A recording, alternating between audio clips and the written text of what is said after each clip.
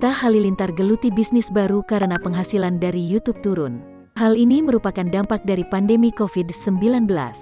Sekarang kan kalau kita berharap sama sosmed aja lagi serba sulit, kata Atta Halilintar dilansir Tribun Style dari kanal YouTube Intens Investigasi, Minggu tanggal 11 Juli tahun 2021. Atta Halilintar diketahui sukses meraup pundi-pundi rupiah lewat penghasilannya dari YouTube. Ia bahkan menjadi salah satu YouTuber berpenghasilan paling tinggi di Asia Tenggara. Namun, pandemi ini ternyata juga berdampak pada penghasilannya dari sosial media. Diakui Atta, pandemi saat ini membuat pemasukannya juga berkurang apabila hanya mengandalkan dari sosial media saja. Suami Aurel Hermansyah itu kini memutar otak untuk menambah pemasukannya. Sekarang kan kalau kita berharap sama sosmed aja lagi serba sulit, kata Atta Halilintar dilansir Tribun Style dari kanal YouTube Intens Investigasi, Minggu tanggal 11 Juli tahun 2021.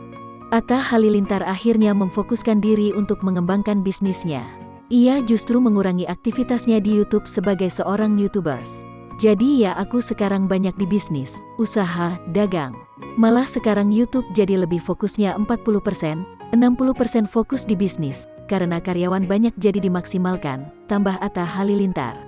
Melihat banyaknya karyawan yang ia pekerjakan, Atta Halilintar pun semangat untuk memaksimalkan bisnisnya.